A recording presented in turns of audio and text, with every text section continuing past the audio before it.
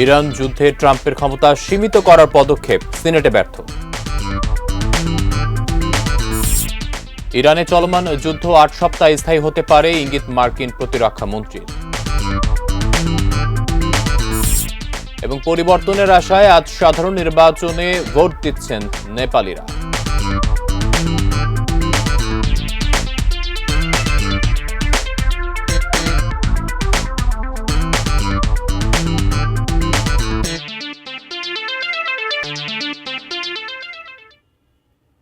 সবাইকে স্বাগত এটিএন নিউজে। দেশের বাইরের খবরাখবর নিয়ে আমাদের প্রতিদিনকার আয়োজন Phoenix finance and investment presence around the ওয়ার্ল্ডে। আছি আমি আকাশ এহসান।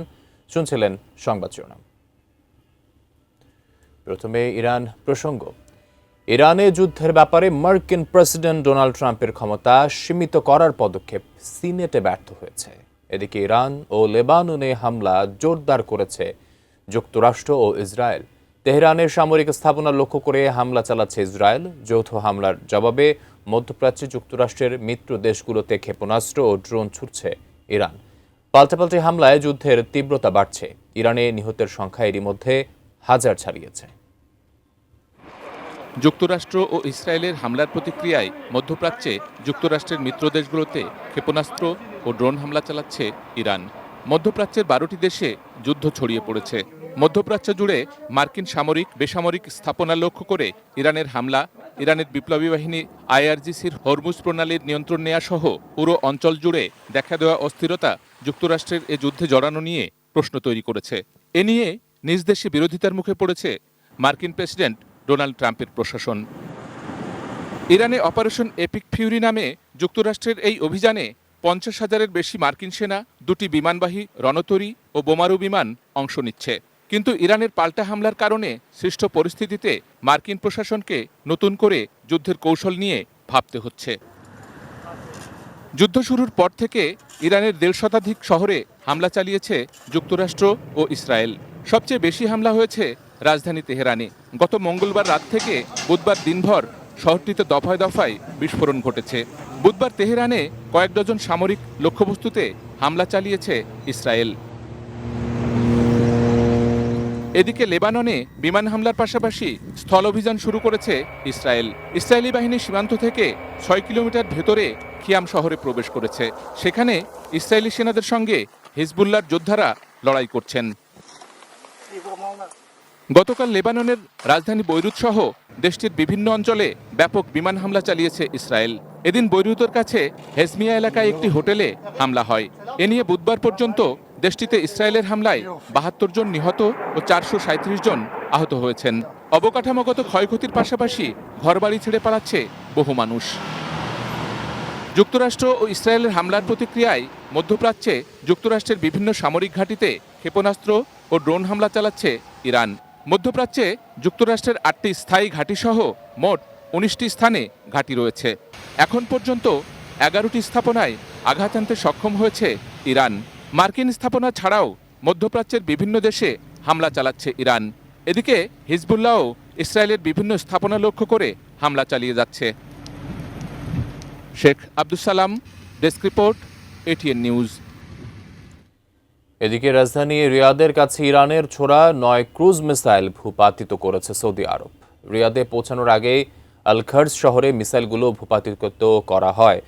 তবে কখন ইরান এই মিসাইলগুলো নিক্ষেপ করেছিল সেটি স্পষ্ট করেনি সৌদি প্রতিরক্ষা মন্ত্রণালয়।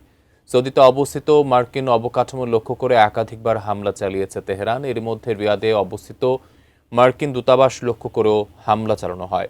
গত শনিবার ইরানে যুক্তরাষ্ট্র ও ইসরায়েলের হামলার পর থেকে উপসাগরীয় অঞ্চলে উত্তেজনা আরও বেড়েছে।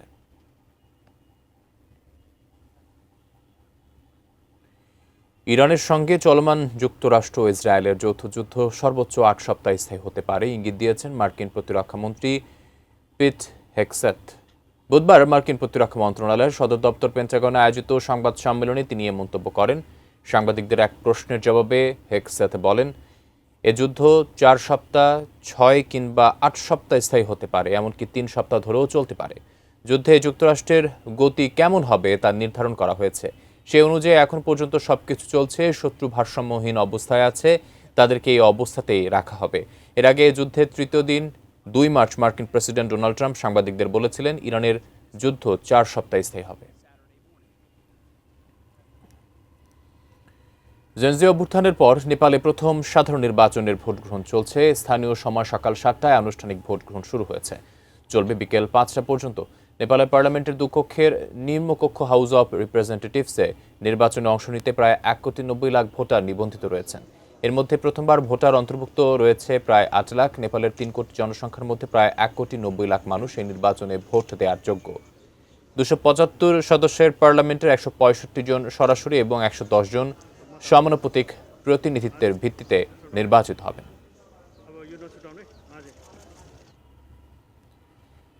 ফ্রান্সে চলতি মাসে স্থানীয় নির্বাচন অনুষ্ঠিত হতে যাচ্ছে। বাংলাদেশি বংশোদ্ভূত প্রার্থীরা বিভিন্ন দলের প্যানেলে নির্বাচনে অংশ নিচ্ছেন। গত নির্বাচনে কাউন্সিলর পদে জয়ী হয়েছিলেন বেশ কয়েকজন বাংলাদেশি। দেবেশ বড়ুয়ার পাঠানো তথ্য ও ছবিতে ডেস্ক রিপোর্ট। ফ্রান্সে স্থানীয় নির্বাচনে অংশ নিচ্ছেন বাংলাদেশি বংশোদ্ভূত প্রার্থীরা। কমিউনিস্ট পার্টি সমর্থিত মেয়র প্রার্থী নাদিয়া সাবুনের প্যানেল থেকে প্রথমবারের মতো কাউন্সিলর পদে প্রার্থী হয়েছেন চট্টগ্রামের রাউজানের বাসিন্দা আকাশ বড়ুয়া। নির্বাচিত হলে শিক্ষা, বাসস্থান এবং বিভিন্ন দেশের সংস্কৃতি বিকাশে অগ্রাধিকার দিয়ে কাজ করবেন বলে জানান তিনি। একজন কাউন্সিলর হিসাবে আমি বাংলাদেশিদের জন্য বিশেষ করে বাসাবাড়ি, শিক্ষা, নিজেদের কালচার এগুলো তুলে ধরবার। তো সবাই চেষ্টা করবেন যেন আমার যে বড় দল ওকে যেন আমরা জয়যুক্ত করার জন্য। কমিউনিটি নেতৃবৃন্দরা বলছেন, বাংলাদেশি বংশোদ্ভূত প্রার্থীরা জয়ী হলে কমিউনিটির কল্যাণ সহ বাংলাদেশ ও ফ্রান্সের মধ্যে বন্ধুত্বপূর্ণ সম্পর্কে নতুন মাত্রা যোগ হবে। তো আমি মনে করব যারা আমাদের এখানে মেধাবী রাজনীতিবিদ আছেন তারা সবাই আমাদের এই বংশোদ্ভূত যারা আছেন তাদেরকে কনসাই করবেন যেন তারা মূলধারা রাজনীতিতে আসেন এবং আমাদের কমিউনিটিকে আরো বহু দূরে এগিয়ে নিয়ে যান। বাংলাদেশে অধ্যুষিত সেন্ট দেনি এলাকা থেকে বর্তমান মেয়র ম্যাথিউ হানেতিন প্যানেলভুক্ত হয়ে প্রতিদ্বন্দ্বিতা করছেন সরুফ সদিয়ল। ভিনু সুর সেইন এলাকা থেকে ডেপুটি মেয়র পদে লড়ছেন সমাজকর্মী এন.কে. নয়ন। আগামী 15 মার্চ প্রথম ধাপ ও 22 মার্চ দ্বিতীয় ধাপের ভোট গ্রহণ অনুষ্ঠিত হবে। Shaon Mahfuz, desk report, ATN news. শেষ করছি এই আয়োজন, তবে তার আগে এক নজরে Phoenix finance and investment presence around the world. Iran যুদ্ধে ট্রাম্পের ক্ষমতা সীমিত করার পদক্ষেপ সিনেটে ব্যর্থ। ইরানে চলমান যুদ্ধ 8 সপ্তাহ স্থায়ী হতে পারে, ইঙ্গিত মার্কিন প্রতিরক্ষা মন্ত্রী।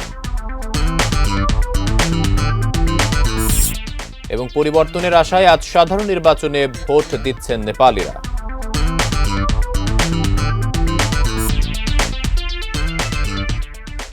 দর্শক, ছিল Phoenix and finance and investment presence around the ওয়ার্ল্ডে। কাল আবার দেখা হবে এই সময়। সাথে থাকার জন্য ধন্যবাদ সবাইকে।